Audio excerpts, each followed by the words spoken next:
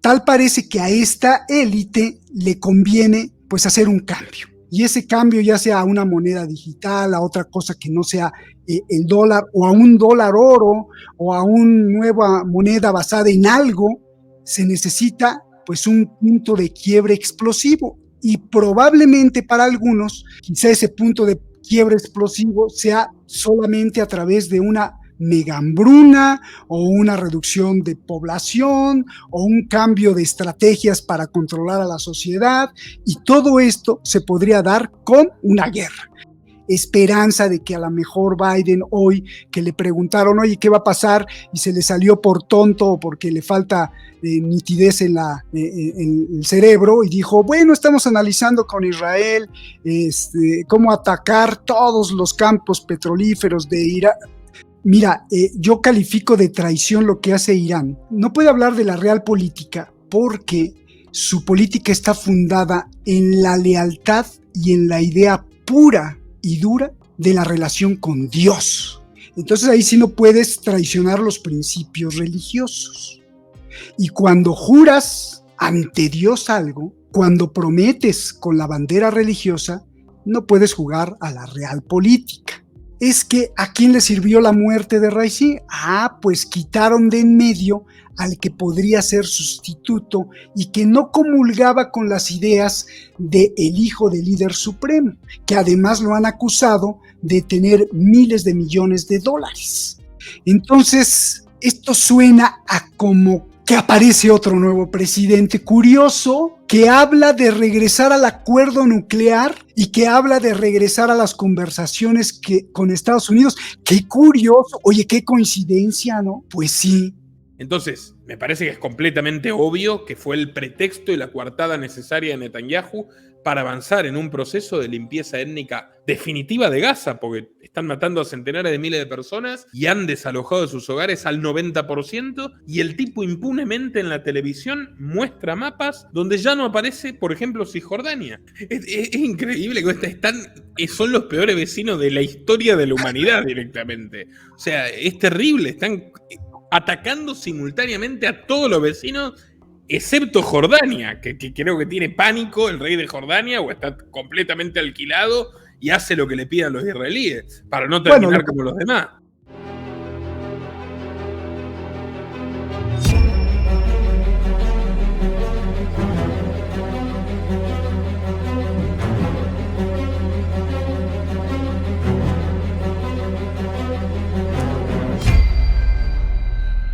Dale clic al botón de suscribirse y no te olvides de activar la opción de recibir todas las notificaciones para no perderte de nada. Muy buenas tardes, amigos. Hoy les traigo una entrevista prometida con un colega muy querido y respetado por mí, Roberto de la Madrid, que además de periodista es filósofo, y es una combinación que a mí siempre me ha resultado muy enriquecedora para entender la compleja realidad en la que vivimos. Y concretamente hoy lo convoco para un tema de su expertise. Todos sabemos que Roberto ha vivido durante muchos años en Asia, y hoy vamos a hablar del recrudecimiento de las tensiones en Oriente Medio a partir de, una escalada de violencia por parte del Estado de Israel inusitada, y que a algunos los sorprende, los asombra, puesto que se esperaba que frenen las hostilidades antes de las elecciones en Estados Unidos, y parece que todo lo contrario. Así que, Roberto, ante todo, bienvenido y agradecido porque estés aquí. Mi primera pregunta sería, ¿cómo lees esta invasión al Líbano por parte de Benjamín Netanyahu en este preciso momento del escenario mundial? Muchas gracias, Nicolás. Qué fabuloso estar aquí. De verdad que lo siento y lo digo así, sin ningún piropo, tú lo sabes. Es una conversación, seguramente va a ser una conversación muy buena en donde yo voy a aprender, porque luego las preguntas que haces o todos los datos que tú tienes, pues obviamente también aprendo. Así que me gusta mucho y lo digo de corazón. Es un placer, un privilegio contar con tu amistad, y además, pues la admiración y el respeto, lo sabes, está aquí también en el corazón. Así que, dicho esto, pues adelante. Mira, yo lo que veo es que este es el resultado de una historia de apatía por la vida, en donde lo que vemos es el resultado de una historia de un Israel genocida, es el resultado de una complicidad criminal de Estados Unidos y el resultado también de un Irán que todavía no encuentro la palabra para definirlo, ya me ayudarás tú, pero un poco fanfarrón, oportunista, un poco que utiliza todo esto para también un fin propio. Entonces, con una bandera que podría ser sagrada, que debería de ser sagrada, que es la defensa por la vida humana en Palestina. Entonces, estamos viendo la conjunción de todo esto, que en la línea histórica de vez en vez se junta, y cuando se junta y no llega a un buen fin, pues explota, ¿no? 2006, 2014, esa guerra que cubrimos cuando yo estaba en Irán, 50 días de misiles de Netanyahu sobre la franja de Gaza, un desastre total y la pérdida de muchas vidas, pues sí, me queda aquí en el corazón. Y bueno, vuelve otra vez a la historia de las escaramuzas, a la historia de los golpes, de la muerte, pero no de manera brutal y luego otra vez de manera brutal. Es como yo lo veo, una historia, un resultado de la conducta genocida de Israel, y esto nos lleva a analizarlo más profundamente. ¿Qué es esto de la conducta genocida de Israel? Vuelvo a mencionar la conducta de complicidad criminal de Estados Unidos, pero esto en cuanto tanto como instituciones, como banderas que se presentan públicas al mundo, al país, a la sociedad, ¿no? O sea, hay que poner una bandera y es Estados Unidos, es Israel. Y aquí venimos en la segunda lectura. A mí me gustaría que el público entendiera que no es una cuestión, porque alguien me preguntaba, bueno, es que entonces, ¿quién manda? ¿Israel manda sobre Estados Unidos o Estados Unidos manda sobre Israel? No es que un país mande sobre otro, no es que Israel le dicte qué hacer a Estados Unidos, no, lo que estamos viendo es que es la conjunción de capitales mega multimillonarios que gobiernan el mundo y que la mayoría coincide con la idea sionista, y si no sionista, porque muchos están en desacuerdo con la idea sionista, pero sí con la bandera judía, o sí con la religión judía, y ya si no coinciden con nada de eso, sí coinciden con la ostentación y el control del poder. Y ahí puede tornarse aún más interesante. Si te fijas, voy así como con un barreno profundizando, ¿no? Porque pues entre los grandes capitales se dan la mano sionistas con la parte contraria, por ejemplo, los árabes.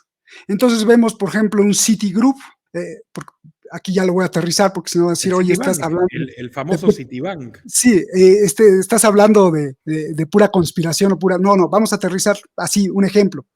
Citigroup, en donde pues el capital sionista o el capital que está ligado con la banca, ya sea Rothschild o Rockefeller o con BlackRock, donde hay muchísimos activos del mundo judío, me refiero a millonarios judíos, pues también están los árabes ahí metidos. Entonces, pues se dan la mano y ya no es una cuestión ni religiosa e incluso ni geopolítica, sino es una cuestión de que, ¿sabes qué? Yo tengo mucho poder. Oye, Nicolás, pues yo no coincido nada contigo, ni de cómo ves las cosas, ¿no? Ni tus costumbres, pero coincidimos en una cosa, tú tampoco quieres perder el poder.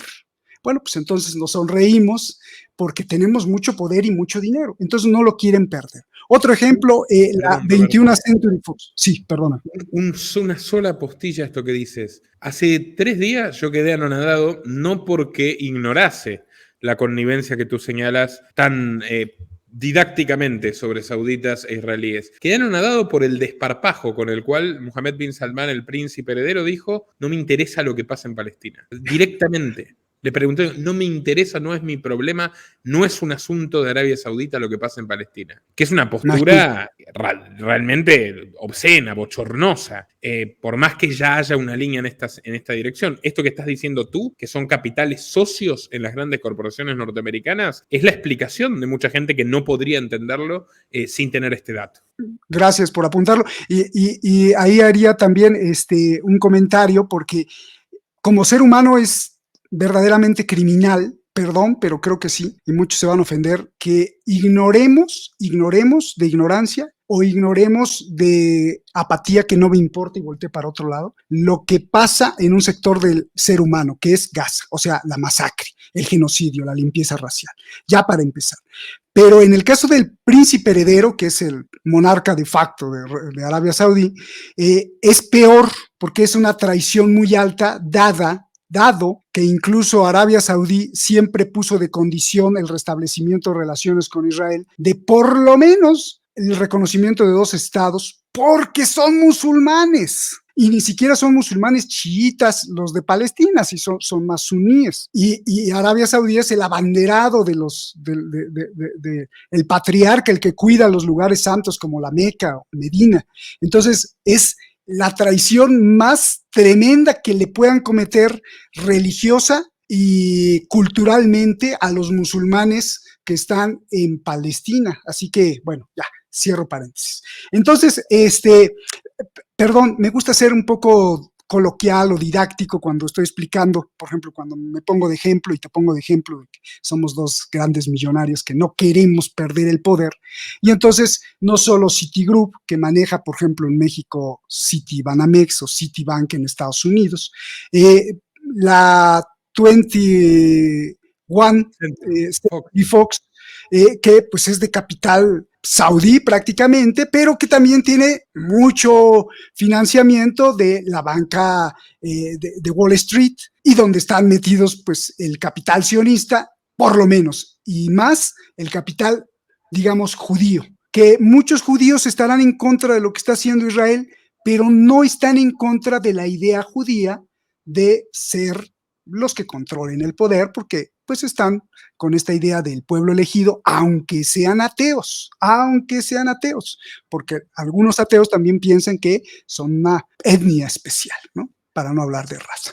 Entonces, es muy importante entender que la pregunta, empezando ya por la pregunta que es la parte filosófica, que la pregunta está estructurada de alguna forma, y yo creo incluso que por ellos mismos, para que aparentemente el mundo crea que, bueno, es Israel el que manda sobre Estados Unidos, o es Estados Unidos el que le jala las orejas a Israel, y bueno, pues así no las podemos pasar, y entonces la gente todavía tiene esperanza de que a lo mejor Biden hoy, que le preguntaron, oye, ¿qué va a pasar? Y se le salió por tonto o porque le falta nitidez en el cerebro, y dijo, bueno, estamos analizando con Israel cómo atacar todos los campos petrolíferos de Irak.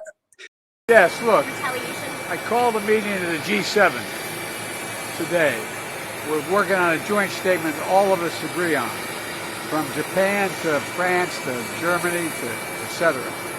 And what we're doing in that regard is we're making it clear that there are things that have to be done. And it's obviously Iran has gone way it's way off course. We're going to put together a joint statement. Hasn't been done yet. It'll be done before too long, probably by the time we land. And there's going to be some sanctions imposed on Iran. The answer is no. I think there's things we'll be discussing with the Israelis what they're going to do, but all 7 of us agree that they have a right to respond, but they should respond in proportion. Bueno, creo que es mucho, o sea, todo eso hace que la sociedad... Ahora. Eso le pasó a Biden, Biden. El día hace unas horas, ¿no? Entonces se le salió, ya sea por tonto, no por tonto, o porque le falla, no importa. Todo eso hace que las sociedades digan, bueno, hay algo que todavía al final de los tiempos hay algo que nos puede dar esperanzas, ojalá que se le ilumine el cerebro a Biden o a Netanyahu y haga la paz. No es así, no es un Netanyahu que además es un genocida y criminal para mí, pero no es solo él y no es Biden, sino es todo este consorcio que supera, no por mucho, por muchísimo, la idea de que es Estados Unidos o que es Israel o que la Casa Blanca es la que está preocupada. Bueno, pues sí, la Casa Blanca estará preocupada, pero finalmente tanto los del Knesset, o sea, el Parlamento en Israel como el Congreso, pues todo está lleno de lobbies y está permeado por el poder el máximo poder que creo puede haber, ¿no? Que ocupará por lo menos 65% del poder en el mundo, porque es todavía las transacciones en dólares. Y si es que estos poderosos no también están haciendo ya transacciones en otras monedas. Entonces, tienen mucho poder y es como lo veo. Y ese poder, pues no lo quieren perder. Y si hay que desaparecer un país o hay que incendiar un país o si hay que permitir que Gaza siga ardiendo o si Ucrania o Rusia, no importa. ¿Por qué no importa? Porque para ellos, pues el poder es el poder y eso no lo ve. Y además, sí hay un problema grave en la concepción humana. Pues los de abajo son los de abajo. Y nosotros tenemos el poder. Entonces, creo que ese es el primer apunte para que entonces empieces a atacarme con misiles de preguntas. Por favor. Nosotros observamos, Roberto, es muy, muy interesante esto que planteas porque hay que comprender. Una vez tú me diste una explicación que solo alguien que vivió allí te la puede dar. Sí, es verdad. El ayatolá dice va a haber una venganza implacable y terrible y no van a arrepentirse y demás. Pero luego hay un montón de señores que son los que toman las decisiones, los que lo asesoran, que tienen departamentos en Nueva York, en Irán, los iraníes, ¿no? Que tienen coches con chofer y que no están tan de acuerdo con eso. Y al final ese entendimiento de élites que tú dices redunda en que a nadie le importa lo que ocurre con la vida de 40.000 o según The Lancet, 186.000 personas que fueron asesinadas por la avanzada israelí en Gaza desde el anterior 7 de octubre, con lo cual un año de esto es un genocidio de proporciones indescriptibles. Ahora están invadiendo el Líbano. El pretexto es acabar con Hezbollah y que Hezbollah iba a invadir Israel, es todo orwelliano, ¿no? Las fuerzas de defensa de Israel, que son fuerzas de ocupación, que ahora van a invadir el Líbano para que no invadan Israel, que es todo totalmente propaganda burda, ¿no? Pero ¿cuál es la razón real por la cual se decide avanzar hoy? ¿Es que Netanyahu está desesperado porque sabe que la única forma de mantener el poder es continuar y extender la guerra? ¿O esto ya directamente es una jugada? Pues los demócratas le habían pedido abiertamente que pare, que luego mate a todo el mundo después de las elecciones, pero que pare.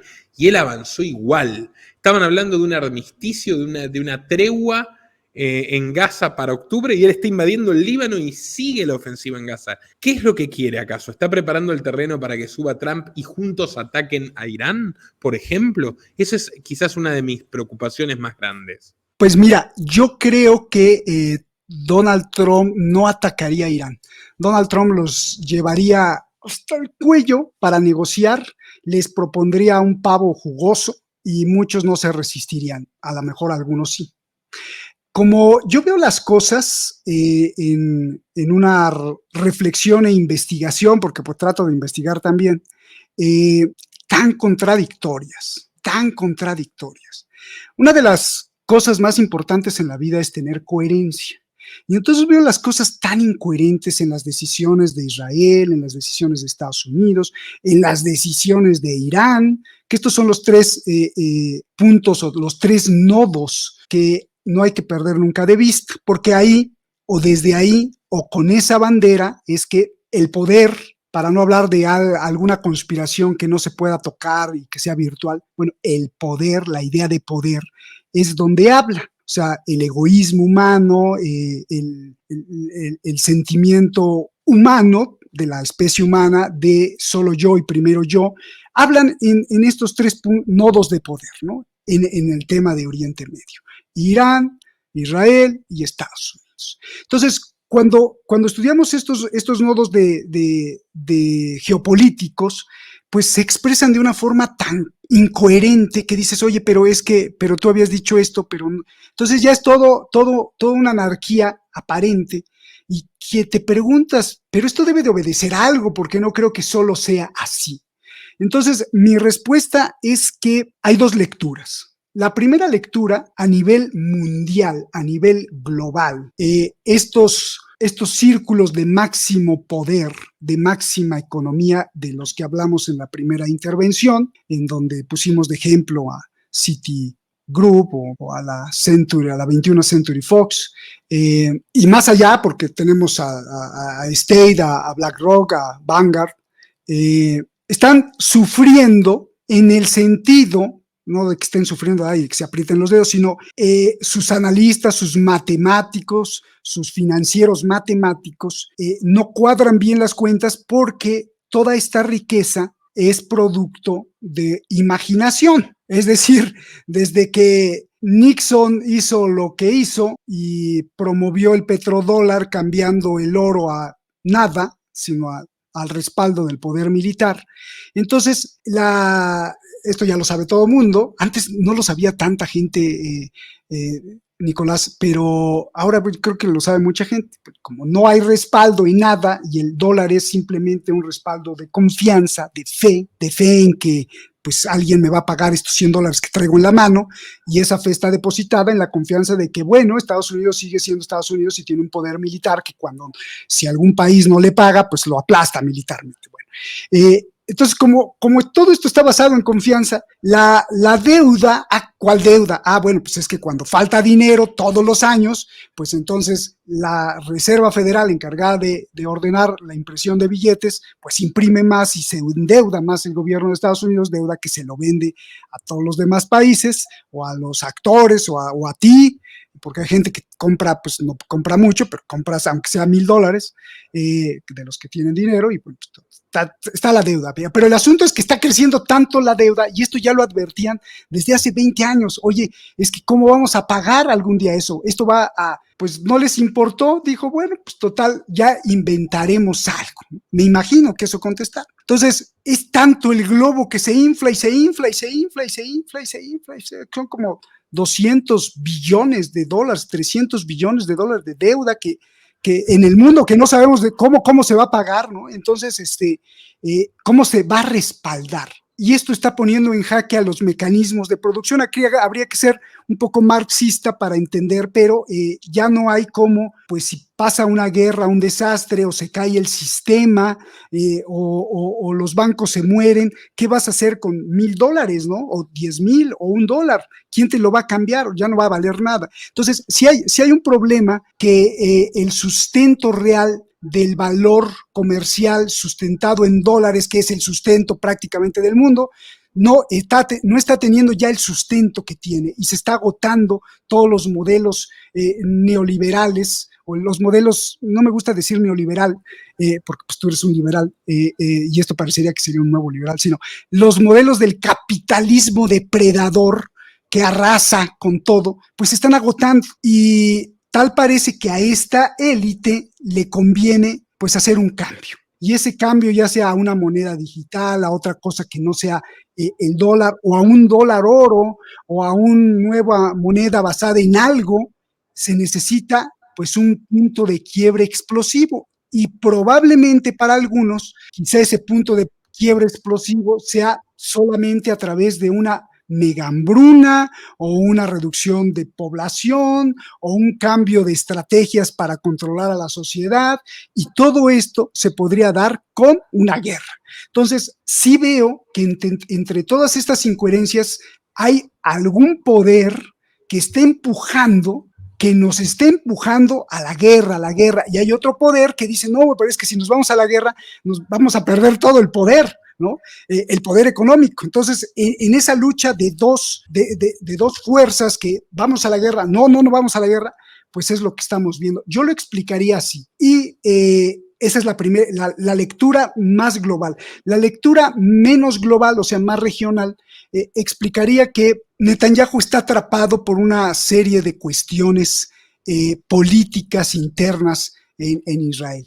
Desde las cosas de corrupción, desde las cosas de encarar personalmente a la justicia, desde encarar incluso la imagen pública, que no le importa la cuestión legal, pero sí la imagen pública de tener una orden de aprehensión por la Corte Penal Internacional como presunto genocida, imagínate nada más, y las presiones de los diferentes grupos de poder económico dentro de Israel, que son los que convergen desde afuera, de, oye, ya es hora de hacer el gran Israel, oye, es hora de respetar a los palestinos, porque hay voces que también quieren un respeto a los palestinos, no porque amen a los palestinos, sino porque la solución de los dos estados le daría paz a los israelíes, ¿no? Entonces, hay gente que también piensa eso y que lo está presionando, insisto, no porque amen a los israelitas, a los palestinos, sino porque eso les conviene. Hay otros que dicen, no, es hora de eliminarlos a todos. Y esa presión ha crecido de tal forma que pues es momento del ahora o nunca.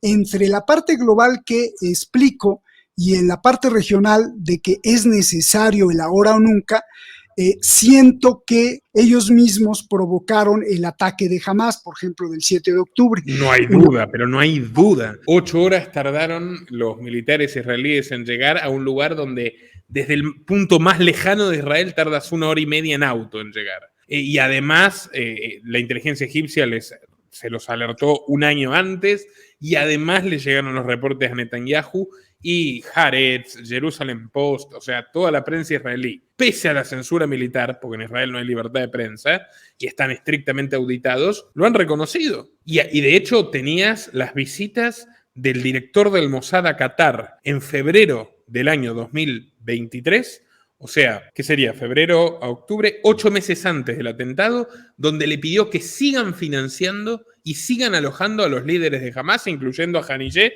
el que mataron en Teherán. Entonces, me parece que es completamente obvio que fue el pretexto y la coartada necesaria de Netanyahu para avanzar en un proceso de limpieza étnica definitiva de Gaza, porque están matando a centenares de miles de personas y han desalojado de sus hogares al 90%, y el tipo impunemente en la televisión muestra mapas donde ya no aparece, por ejemplo, Cisjordania. O sea, claramente parecería que por lo menos está incentivando o estimulando la imaginación de los sionistas más ultra radicalizados de que aquí se termina el, entre comillas, problema palestino. Es una solución final hitleriana la que plantea Netanyahu, me parece a mí. Sí, y decía, abro el paréntesis, porque sin tener, por ejemplo, muchos conocimientos o muchos datos de la inteligencia, tú dices en una regla de 3 simple, a ver, se tardaron mucho tiempo en diseñar la estrategia para infiltrar a Hezbollah, para no solo infiltrarlo y saber sus exigencias, sino que además lavarles, manipular su mente para que le compraran a cierto proveedor los buscapersonas, los pagers. Gastaron me imagino, una cantidad de recursos, no solo en el Líbano ni en Israel, sino en todo el mundo, para poder manipular empresas, crear relaciones fantasmas, para poderle meter explosivos a los pagers. Utilizaron recursos de inteligencia militar, y engañaron, pero tremendamente, a Hezbollah, y volaron los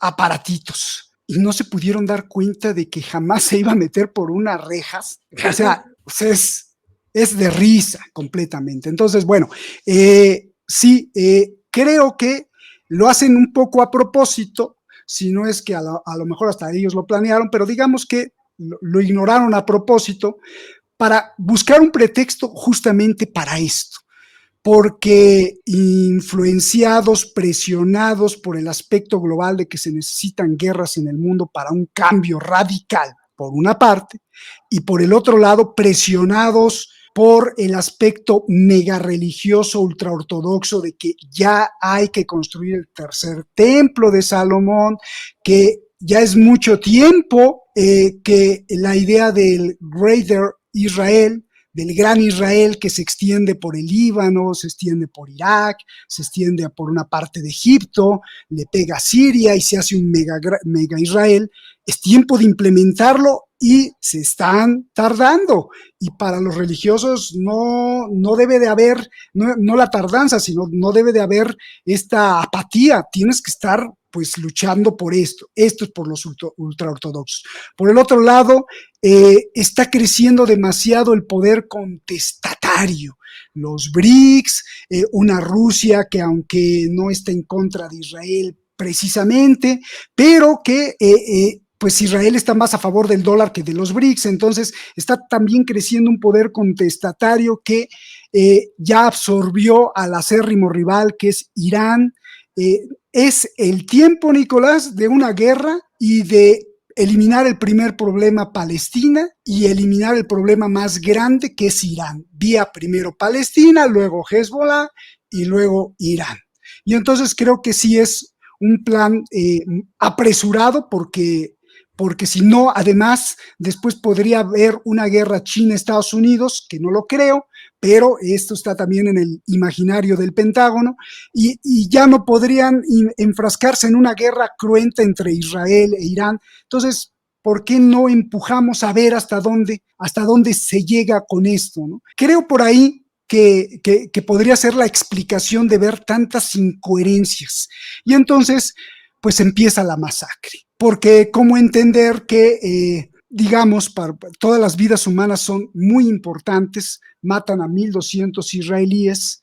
Bueno, pues uno esperaría que en un acto de guerra, pues tú le matas a otros 1,200 y ahí ya mejor se acaba, ¿no? Bueno, pues no, sino que empezamos a destrozarte por completo y eliminamos a 46,180, que era la cifra oficial de Gaza, y que supongo hay, como tú decías al principio, más de casi 200,000, pero digamos que son 46,000, que no tiene nada que ver entre 46,000 y 1,200, y aquí viene esta parte más interesante para la explicación. El 80% de estas muertes son mujeres y niños. 80%. El 80% de la muerte que ha generado Israel sobre la franja de Gaza a partir del 7 de octubre del año pasado, en respuesta al ataque donde mató 1,200 personas Hamás y se llevó casi 200 de rehén, pues ha matado a 40,647 personas, de las cuales el 80% son mujeres y niños.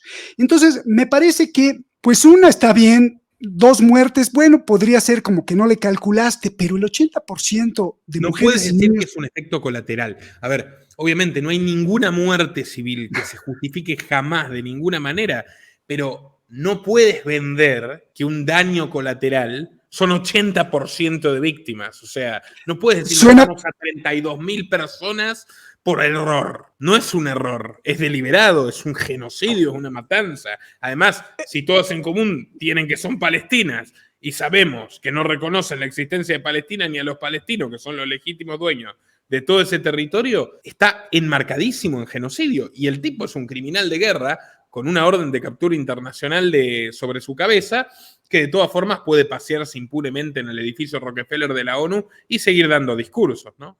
Entonces, esto suena como que hay un sistema, ya si queremos algo más avanzado, pues con la inteligencia artificial, porque está utilizando Israel la inteligencia artificial con los celulares de los pobres palestinos gazatíes para saber, pues, a dónde bombardear. Entonces, con más razón, podríamos creer menos que fuera un daño colateral. No, esto suena a un daño sistémico al futuro de los palestinos. ¿A dónde le pegas al futuro de los palestinos?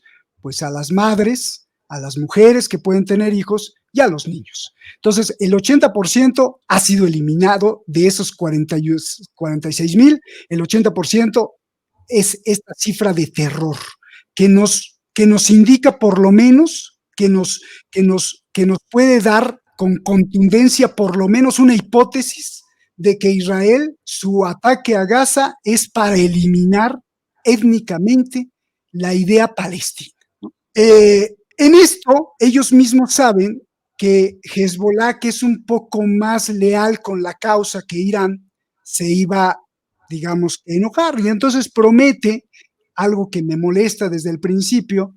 Nasrallah promete que si Israel se atreve a invadir la franja de Gaza, ellos iban a desatar una furia de misiles e iban a dejar en llamas Israel, lo cual jamás pasó porque Israel empezó a rodear la franja de Gaza y se empezó a meter, y mira lo que tienen ahora, han barrido desde el norte hasta dejarlos arrinconados como ratones desesperados, y lo digo con todo respeto a los animalitos, así pegaditos a Egipto en Rafah, porque ya no hay a dónde ir, y más de 1 millón de personas ahí atoradas, que dejaron sus casas en el norte o en el centro de Gaza, y la promesa del eje de la resistencia pues nunca llegó, nunca pasó nada. O sea, nunca hubo esta lluvia de misiles por tratar de meterse a la franja de Gaza, no pasó nada. Al revés, abro paréntesis, hubo un argentino que puse por ahí que se pegó a la franja de Gaza y que les llevaba asadito argentino a los soldados israelíes para que cuando se cansaran por ahí lo puse en un programa, estaba feliz porque yo estoy colaborando con la causa, estos van, bombardean, regresan en la tarde, los soldados israelíes, yo aquí les tengo su asadito argentino. Mira, mejor no te digo qué le pondría yo al asadito argentino de los soldados israelíes, ¿no? Pero bueno, sí. Una vergüenza absoluta, sinceramente una vergüenza absoluta. Pero bueno, cierro el paréntesis y Netanyahu, bueno, pues entonces creo que con esta explicación se alcanza a vislumbrar que es necesario ya eliminar estos problemas. Primero, Palestina, y segundo, y lo más importante para ellos, pues el eje de la resistencia islámica. De hecho, estaba viendo una entrevista al canciller del Líbano, donde creo que Cristiana Mampur se la hace unas horas, y el canciller del Líbano dice, es que no podemos creer, porque Nasrallah ya había aceptado la paz, o sea, la tregua con Netanyahu. Y lo mataron. Sí, y aún así Netanyahu desde Nueva York dijo, boom, y bueno, aprobó. ¿Por qué? Porque esto le... ¿Te acuerdas? Lo filma cuando da la orden y mató a la esposa, a la hija, todos los civiles que había en un vecindario que es urbano de Beirut. Sí, sí. Entonces, esto pues sirve prácticamente porque como ya están enfrascados y encarrerados, no sé si así se diga por allá en América del Sur, pero ya están encarrerados con esta guerra, pues, y como Hezbollah, pues, tímidamente, porque no cumplió, pero tímidamente sí lanzaba y seguía la escaramuza ahí en el norte de Israel, pues dijo, vamos a atacar al terrorista más terrorífico del mundo mundial, que es Nasrallah, y acabaron con ello. Primero los buscapersonas y después una lluvia de fuego, de bombas antibúnkeres que acabó con ellos. Y esto yo creo, esta es mi interpretación con los datos que tengo y con los análisis que hago, que es para atraer a Irán. Un Irán que me parece traidor. Muy grave lo que estoy diciendo. No porque no esté a favor de los palestinos, no, sino porque si analizamos los hechos, pues Irán, desde que empezó desde mucho antes, siempre ha levantado la bandera de defendamos a los palestinos, Israel va a desaparecer, lo vamos a desaparecer. Bueno, yo estuve ahí, yo estuve 9 años en Irán y vi al líder supremo cada vez que podía decir que ellos iban a desaparecer Israel, pero bueno, nunca se ha desaparecido. Y la pregunta es, porque muchos se me han venido encima, ¿no? Oye, ¿cómo dices eso? No, bueno, pues porque veamos los hechos. ¿Han ayudado a los palestinos? No. Al revés, lo único que hacen es un discurso incendiario y ahí me parece también un acto criminal. Creo que le deben una disculpa, deben de besarle los pies, Nicolás, tanto a los palestinos que han creído en la supuesta ayuda de Irán, que la ayuda, sí, cuando yo estaba ahí eran cargamentos de miles de misiles a Hamas y a la yihad islámica, pero ayuda real. ¿Cuál es la ayuda real que podría hacer alguien?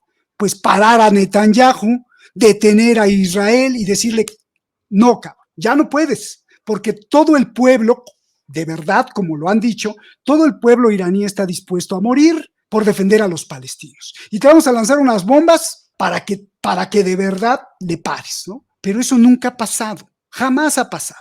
Lo que ha pasado es puro show, te destruye un cuartel general, por lo mucho, y se acaba. Y sí financiar con muchísimo dinero y muchas armas, tanto a Hamas como a Hezbollah. Pero alimentar la creencia y la narrativa y la manipulación mental a través de la religión a la gente de abajo, a los palestinos de abajo y sobre todo a los militantes, a los soldados, a los milicianos, a los militares, digámoslo así, porque no es un ejército como debiera ser en el Líbano, pero los militares de Hezbollah, que son gente que no tienen recursos económicos de clase media, media alta, son gente pobre, pero que se creen que no necesitan pago, Nicolás, que el único pago que necesitan es ver a su líder diciéndole, esta es una cruzada por Dios y es Dios quien nos está ordenando acabar con el enemigo, con el Satán, con Israel, y para ellos ese es su pago.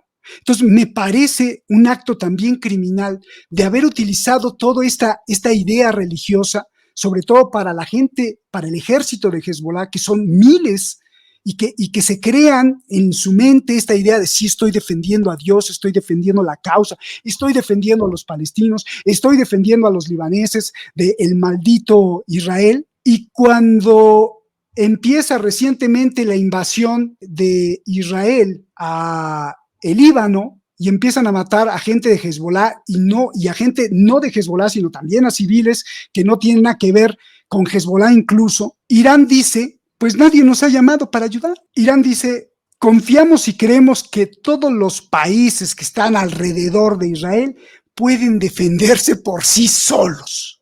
Digo, a mí se me cayó, se me hizo la boca así y me quería esconder de vergüenza. Dije, no puede ser. ¿Cómo que se pueden defender solos si tú, Irán, has armado a todas las milicias anti-Israel y anti-Estados Unidos en Irak, en Yemen, a los hutíes, a Hezbollah, a los palestinos, y ahora dices que ellos solo se pueden defender y no vamos a enviar ni tropas ni los vamos a defender?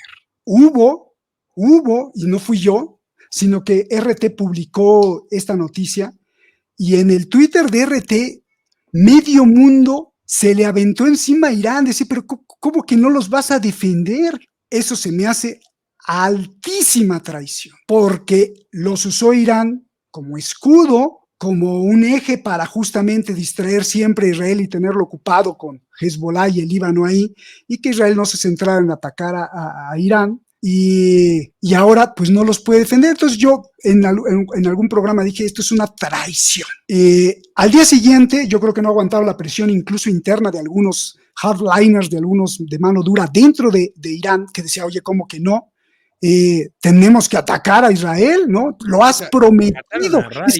Sigo sospechando que mataron a Raisi. O sea, fue un extraño y coincidente y oportunísimo caída de helicóptero nunca antes vista con el presidente de Irán. Todo esto empieza con Israel bombardeando el consulado iraní en Damasco. Luego Israel dice que se defiende. ¿De qué? Ellos atacaron el consulado israelí en Damasco, mataron líderes militares y diplomáticos, civiles también, que pasaban por la calle.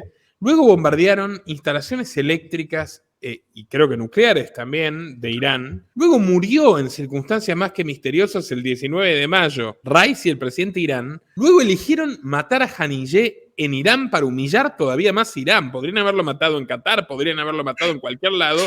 Lo mataron en Irán. O sea, están buscando desesperadamente la respuesta de Irán. Irán, como tú dices, no sé si ya es una cobardía patológica, qué clase de pragmatismo hay, si son tontos útiles o directamente cómplices y tienen gente comprada a los israelíes. Yo ya no me lo explico porque tú pintas este cuadro y es increíble. Bueno, Irán les lanza ahora estos misiles y tú, ¿cómo crees que sigue, Roberto? O sea, ¿ahora habrá confrontación? ¿No habrá confrontación? ¿Es el pie que Israel necesita para hacer un ataque coordinado en todo Irán, como se le escapó a Biden en un acto fallido? Déjame terminar con esto, porque igual por ahí podríamos empezar con la respuesta. Mira, yo califico de traición lo que hace Irán, porque puedes hablar de realpolitik, vale, entonces me contradigo, pero Irán no puede hablar de realpolitik porque, que término acuñado por los alemanes, no puede hablar de la realpolitik porque su política está fundada en la lealtad y en la idea pura y dura de la relación con Dios. Entonces ahí sí no puedes traicionar los principios religiosos. Y cuando juras ante Dios algo, cuando prometes con la bandera religiosa, no puedes jugar a la realpolitik. Si juegas a la realpolitik con la bandera religiosa, se me hace un acto no solo de traición, sino se me hace un acto criminal, porque embaucas a la gente que sí tiene fe de verdad y le envías a la muerte, le envías a la guerra, como los militantes de Hezbollah. ¿Qué pasó? Bueno, yo en el programa, te lo cuento así lineal, antes de que atacara Israel, el día anterior se me ocurrió decir esto de corazón: está traicionando a los palestinos y sobre todo a los de Hezbollah, y les merece una disculpa y besarle los pies a todos los milicianos, porque, caray, ¿qué esperas para ayudarlos cuando destrozaron el cuartel general de Hezbollah, cuando mataron a su líder Hassan Nasrallah, y ahora además están desesperados. Ahí vimos al segundo, pero el segundo de Hezbollah no sabe ni hablar, sudando. Estamos buscando a un secretario nuevo general. Oye, Irán, tienes que intervenir a ayudarlos. Pues no. Entonces, lo califico de traición. Al día siguiente, Irán se dispone a atacar a Israel. Y entonces, por ejemplo, muchos me dijeron, ya ves, te equivocaste, Roberto. No son traicioneros ni cobardes. Atacaron ya a Israel. Ok, vale, atacaron a Israel. ¿Qué pasó después del ataque de Israel? ¿El ataque de Israel sirvió para ayudar a los palestinos, Nicolás? No. ¿El ataque de Israel sirvió para ayudar a los libaneses? No. Al revés, salió peor. A la media hora de que acabó de caer el último misil iraní sobre el espacio de Israel, pues Israel dijo, sí, pues ahora peor. Y ahí pusimos, y todo el mundo sabe, de las imágenes de más edificios destruidos, más muerte. Bueno, atacaron un centro médico en el Líbano. La propia Organización Mundial de la Salud, que me parece a veces repugnante, bueno, la propia Organización Mundial de la Salud es que dice, llevamos decenas de paramédicos muertos por el fuego de Israel. Como la gente y las noticias están centradas en eso, al mismo tiempo, casi 100 muertos más en menos de 24 horas en la Franja de Gaza. Y por si fuera poco, también en Siria, en la capital Damasco, también más muerte y más disparos de Israel. Es increíble que son los peores vecinos de la historia de la humanidad directamente. O sea, es terrible. Están atacando simultáneamente a todos los vecinos, excepto Jordania, que creo que tiene pánico el rey de Jordania, o está completamente alquilado y hace lo que le pidan los israelíes, para no terminar como los demás. Claro, bueno, y los de Jordania son amigos de Estados Unidos. De hecho, desde ahí hay lanzaderas de misiles de defensa, y de ahí salieron muchos de los misiles que derribaron a los misiles iraníes. Pero el asunto es, en este momento, Irán, para acabar con la idea de Irán, ¿ayudó el ataque coreográfico o para qué sirvió? Esa es una pregunta muy interesante. ¿Para qué sirvió lanzar 180 misiles, según varias investigadoras vía satélite, que más o menos contabilizaron los misiles, según algunas voces de Irán, 400 misiles, balísticos además, ya ni siquiera utilizaron drones ni misiles de crucero? ¿De qué sirvió lanzar 180 o 400 misiles desde Irán, desde la región de Shiraz, a Israel? ¿De qué sirvió?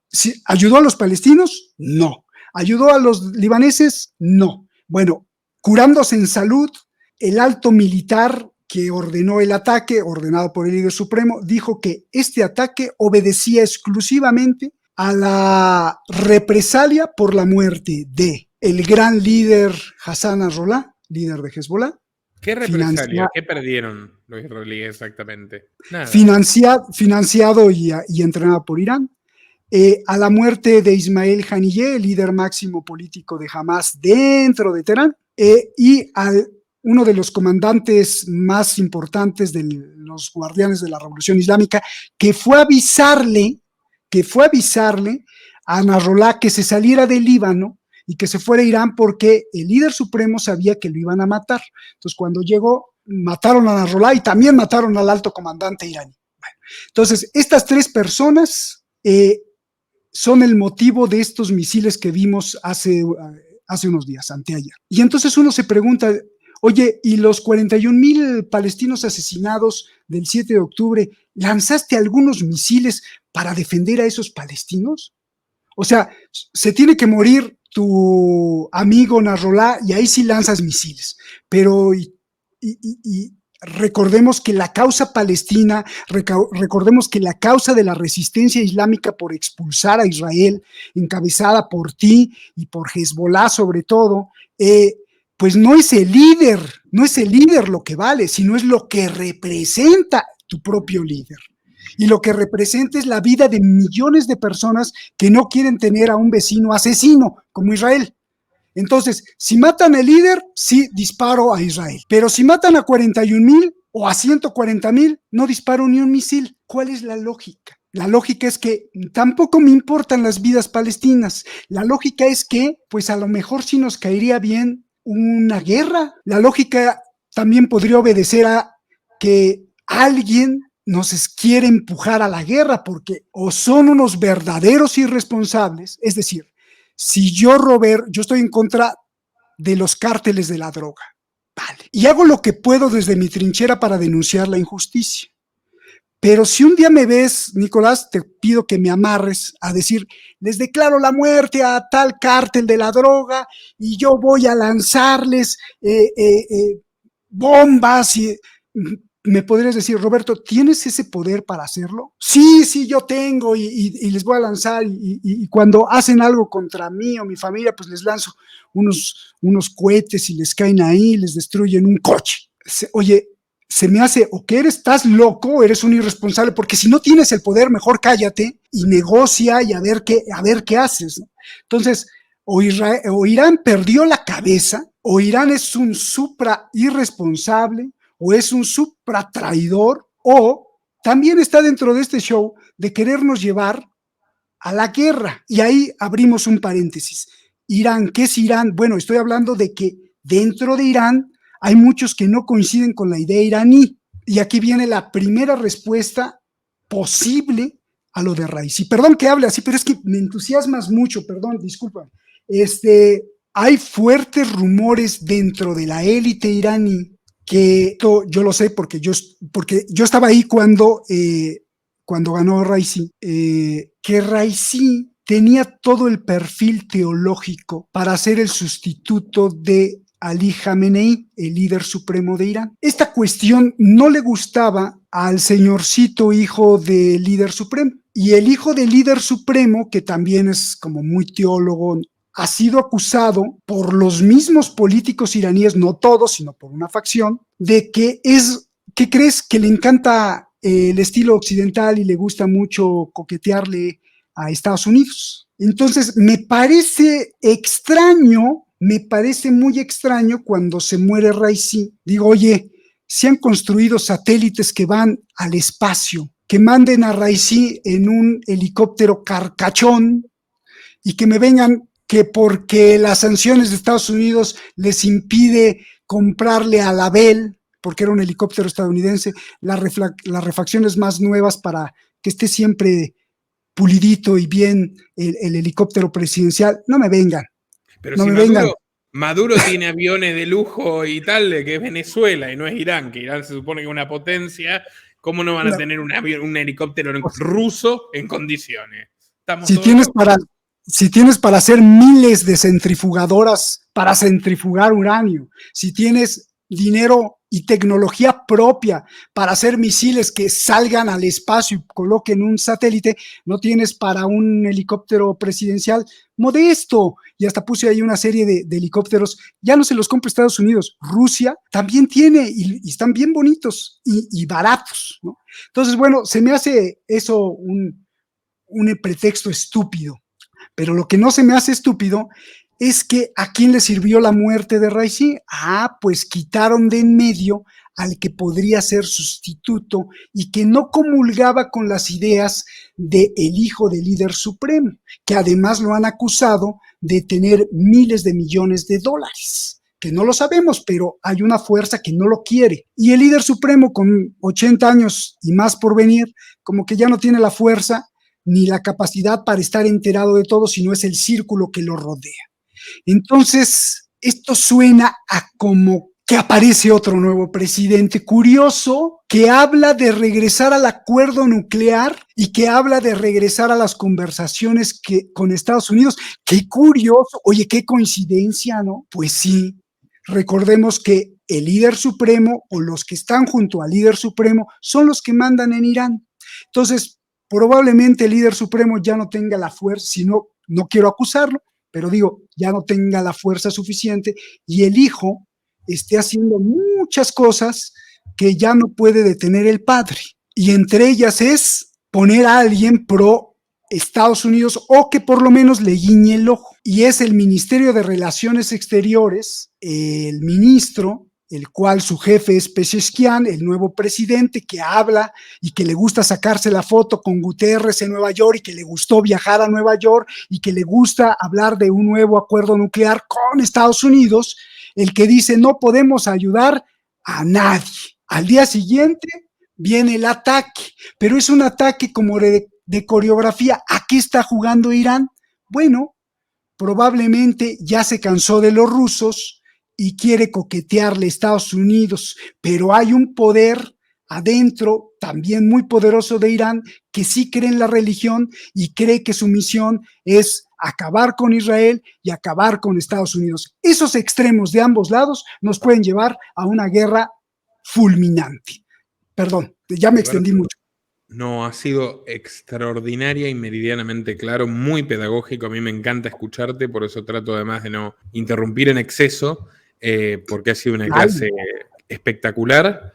Me gustaría, si te parece, volver a invitarte dentro de unos días para seguir analizando cómo progresan los acontecimientos que la verdad nos tienen en vilo a todos. Sí, me habías preguntado qué crees que siga. Bueno, en este momento que estamos haciendo el programa, hasta en este momento no ha habido respuesta de Israel. Creo que sí va a haber una respuesta de Israel, pero eso dependerá del cálculo, ojo, eso dependerá del cálculo financiero. ¿Por qué lo digo? Porque Israel, fíjate nada más, con el desliz que tuvo por su mente, ya sea a propósito porque se le van las cabras al monte a Biden, subió en la hora siguiente 4% el petróleo. Bien, si Israel ataca los pozos petroleros de Irán, para que no se le revele el pueblo, porque yo creo que la mitad de los iraníes odia a su propio gobierno, si no es que más. Yo creo que más de la mitad de los iraníes quieren una vida tranquila y occidental,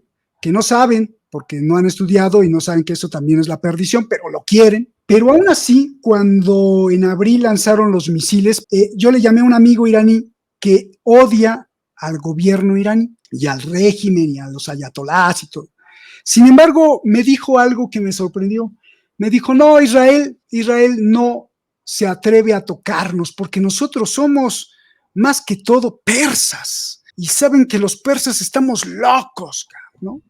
Entonces Israel no se atreve a tocarlos. Oye, pero pues ya le lanzaron, sí, ya le lanzaron misiles ustedes a Israel y ahí viene la respuesta. Sí, pero no va a pasar nada. ¿Qué no viste las imágenes, Robert? Dejamos en llamas Tel Aviv, dejamos en llamas Haifa o Jerusalén, los aeropuertos internacionales, están todos destruidos. Yo me quedé así como, ¿de verdad? Sí. Entonces, si hay un fuerte nacionalismo dentro de Irán que es aprovechado por el liderazgo, que les lava el cerebro. Tú me estás diciendo que incluso la la gran cantidad de iraníes laicos, y esto que tú dices me consta, y que tienen ganas de cambiar de régimen, los opositores a la teocracia, sí, silenciosos o no tan silenciosos, hasta ellos se tragan el cuento propagandístico de que son una gran potencia que están enfrentando a Israel cuando le están tirando fuegos artificiales mientras Israel los está liquidando y humillando a nivel internacional. Así es. Y esto también se me hace mala onda porque se aprovecha el liderazgo, como en todos los países, se aprovecha el liderazgo de que los iraníes sí son muy nacionalistas y pues por ahí. ¿Que no quieres creer en Alá? Que no estás en contra de ponerte el velo y todo. Ok. Sí, pero eres iraní. Entonces, y los 3000 años de la civilización persa, que no tiene nada que ver con los musulmanes, pues entonces por ahí les lavan y entonces tenemos a gente que está lista para la guerra. Y me parece eso tremendo. Entonces, ¿de qué va a depender la respuesta de Israel? La fuerza de la respuesta de Israel va a depender de el cálculo financiero que regreso hasta el principio de esta conversación riquísima contigo, donde digo que que el poder financiero está preocupado. Entonces, el cálculo financiero va a calcular hasta dónde puede responder Israel. ¿Por qué? Porque si le pegan a todos los campos petrolíferos y a los de gas, que es lo que prometió el gobierno de Netanyahu, antes del ataque de Irán, dijo, si nos atacan, por lo menos les vamos a atacar los campos de gas, los campos petroleros y los sitios nucleares, ¿no? Si hacen un ataque así, yo creo que no le va a convenir a China, donde el capital sionista tiene mucho interés, porque pues ahí fabrica Nike, ahí fabrica iPhone, ahí fabrica pues prácticamente todo, ahí se fabrica en China y no le va a convenir porque... Y China tiene el puerto de Haifa por la ruta de la seda, también. También, pero antes de ir ahí, no le va a convenir a China porque si Israel ataca demasiado a Irán, que ganas no le faltan a Israel porque son unos sádicos y unos asesinos, Irán quizá no se pueda defender, quizá sí, quizá se vuelva loco y diga todos mis misiles hacia Israel, entonces no va a poder sus diferentes capas de defensa y van a desaparecer Israel. Eso no creo que pase. Lo que creo que pase es que Irán tendría que contestar con algo que le duela mucho a Estados Unidos y que es, que sí lo pueden hacer, cerrar el estrecho de Hormuz, que está bien chiquito, ponen bombas ahí, no dejan pasar a los barcos y el primer afectado es China, porque China necesita mucha energía. Rusia no se la está dando ni se la puede dar. ¿De dónde saca la energía China? Del petróleo saudí, iraní y de todo el petróleo y de todos los hidrocarburos que se cosechan en el Golfo Pérsico. Tú le cierras el Golfo Pérsico a China y China se va para el suelo. Entonces China, que tampoco es el Partido Comunista Chino, sino son todos los capitales que fabrican en China, van a decir, espérate, está bien que se venga Israel, pero no me afectes a mí. Entonces va a haber un cálculo financiero, supongo yo, y decir, bueno, vamos a calcular si nos cierran el estrecho de Hormuz, bueno, pues tenemos a Rusia o tenemos a Venezuela, por eso el coqueteo con Venezuela, no lo sé, pero de eso va a depender, creo yo, el ataque que va a hacer Israel a Irán. Y por el otro lado, un ataque en donde dejen llamas Irán a Israel, tampoco lo creo, por lo que mencionaste tú. Los propios sionistas, los propios israelíes en Haifa están enojadísimos con el gobierno de Netanyahu, porque prácticamente Haifa es de los chinos. Ya los almacenes, las grandes naves industriales donde llegan los transbordadores, donde llegan los cargueros, pues ya no los manejan los judíos o los israelíes, sino los chinos. Y entonces China ha invertido miles de millones de dólares en Haifa como para permitir que Irán les bombardee Israel, pues tampoco creo. Entonces es muy complejo y apasionante este tema, así que es un estire y afloje en donde sí Israel va a responder, pero tendrá que ser con mucha cautela, no por Irán, sino por los intereses mundiales. A ver si te pude servir de algo. Roberto, ha sido extraordinariamente claro, generoso en tu análisis además. Creo que todos ahora tenemos una mirada mucho más completa. Como dice el refrán, el diablo está en los detalles y aquí hay gente muy mala, haciéndole daño a muchas personas inocentes y por supuesto los escenarios que planteas tienen consecuencias económicas y políticas inmensas para todo el planeta. Así que te agradezco muchísimo, siempre es un placer, Roberto, yo te admiro profesionalmente, también me alegra mucho nuestra amistad personal, siempre has sido un completo y absoluto caballero conmigo. Invito a seguir tu canal Detrás de la Razón, que es un sitio que llevas muchísimos años conduciendo, que además he tenido el honor de participar en distintas de sus etapas por tu gentileza, y quiero que vuelvas, por supuesto, al canal pronto aquí para contarnos cómo sigue el panorama. Muchísimas Cuando gracias. quieras. Y por favor, también haces falta en Detrás de la Razón, que tu agenda te lo permite. Cuando tú quieras, yo a tu disposición. Un gran abrazo. Claro que sí. Abrazos a ti y al público. Los invito a difundir esto en todas sus redes y grupos y bueno, a seguir Detrás de la Razón y a quien quiera y pueda, por supuesto, a aportar en patreon.com/Nicolás Moraz para sufragar al periodismo libre. Hasta la próxima. Nuestro trabajo depende de tu apoyo. Para que siga siendo posible, realiza tu aporte desde tan solo $3 por mes a través de Patreon, en los enlaces que figuran en la descripción o en el comentario fijado. También podés hacerlo vía Bitcoin o desde la opción Unirte de YouTube. Y si estás en Argentina, elegí el medio de pago de tu preferencia a través de Mercado Pago. Quienes nos apoyen en Patreon a partir de $5 mensuales tendrán acceso a análisis, entrevistas, conferencias y documentales exclusivos. También tenemos opciones para sponsors. Así que publicita con nosotros a través de patreon.com/Nicolás Moraz.